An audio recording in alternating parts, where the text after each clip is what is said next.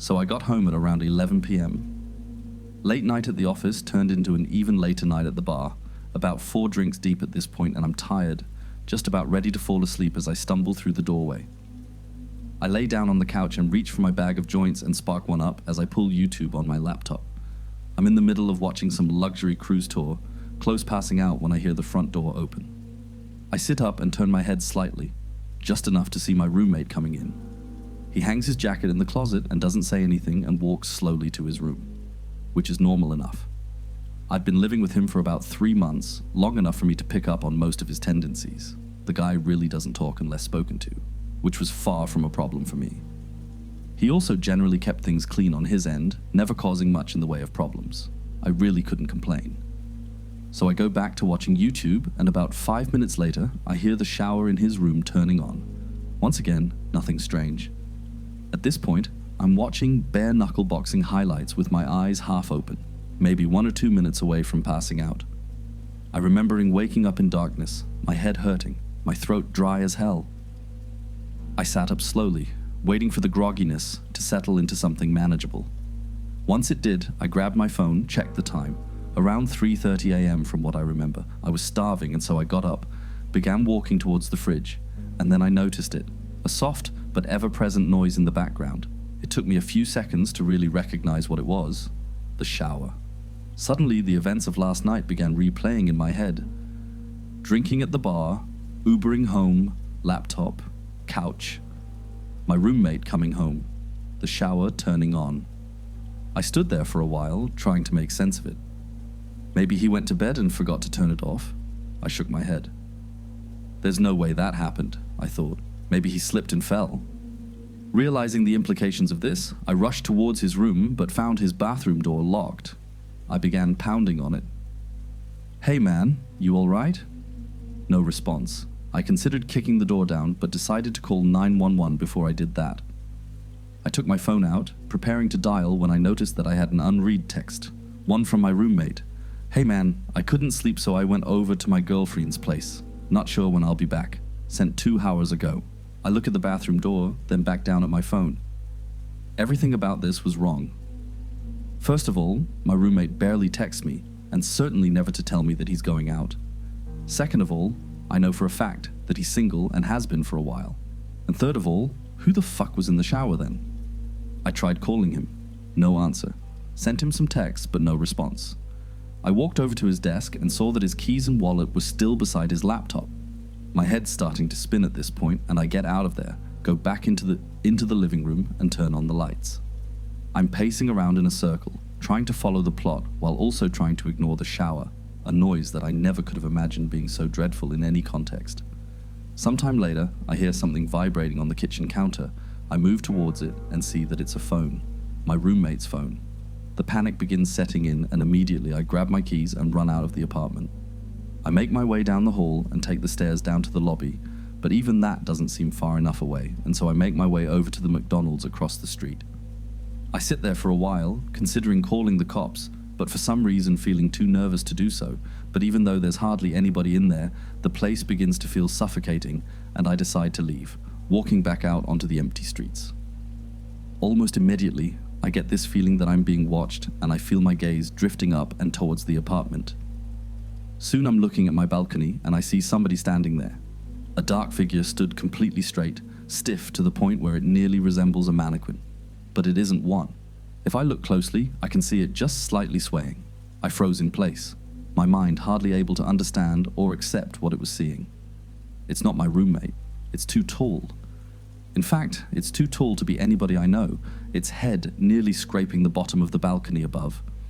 No matter how hard I tried, I couldn't make out any of its details. The darkness and distance may have been enough to explain that away. But there was something about it that drove me towards a different conclusion. That this thing simply possessed no details that could have been observed, that the only element of its composition was that of unadulterated darkness. Of course, my gut instinct was to get the hell away from it. But the voice in my head was telling me that if I were to try and run, this thing would end up following me. I went back into the McDonald's instead, locking myself in the bathroom as I finally dialed 911.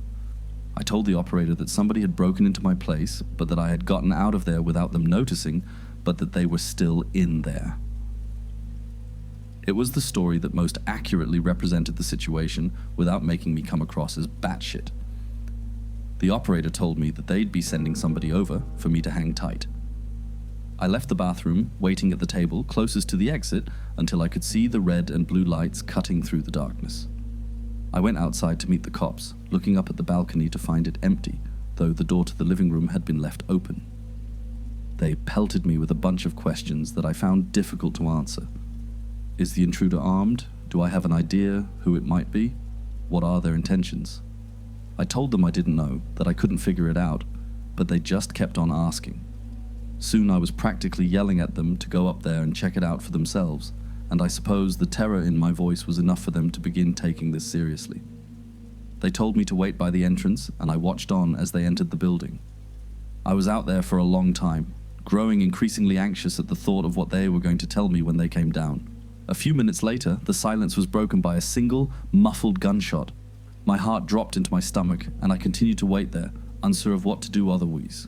20 more minutes of silence, and the officers still hadn't come down.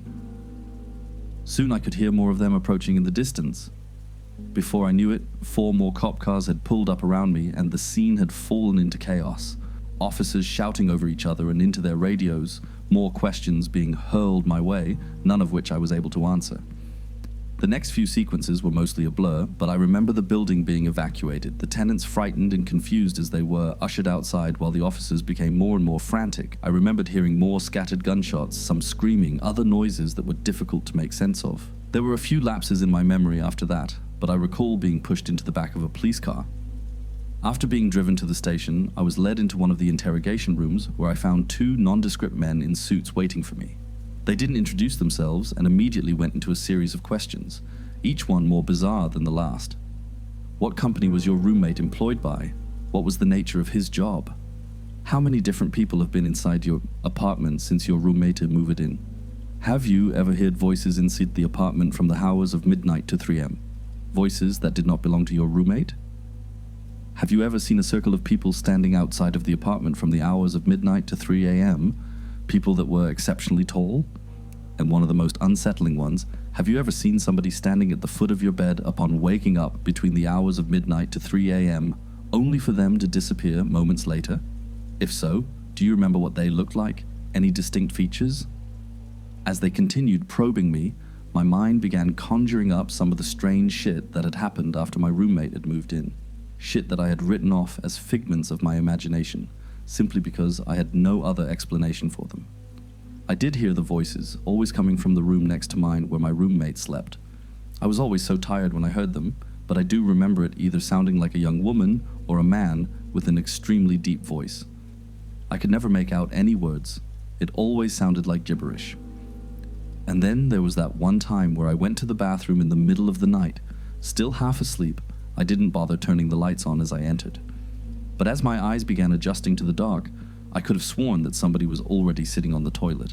Somebody extremely tall. Of course, when I turned on the lights, nothing was there. It was easy to chalk it up as a product of late-night drowsiness at the time, and I had never really thought about it since. After doing my best to give them useful information, the suits spent a good few minutes taking notes on their phones. Once they were done, a cop came in a few minutes later and told me that since I couldn't return to the apartment, they would set me up in a nearby hotel until they were able to get the situation under control, and that I should stay put until they gave me a call. What happened? I asked him. What did you guys find up there? He stared at me for a long time, not as if he were deep in thought, but as if he held deep aversion for what he was considering telling me. Eventually, he just shook his head. I don't know, he said. I really don't know. I nodded, tried to smile, though I'm sure it didn't come across very well. It's the next day now, and I'm in the hotel. Of course I couldn't sleep, couldn't really eat. The officer hasn't called me yet. When I try searching up information about the evacuation on the internet, all I can find are articles claiming that it was due to a fire. A fucking fire. Update. I fell asleep and I just woke up. It's 1 a.m. now, and I can hear the shower,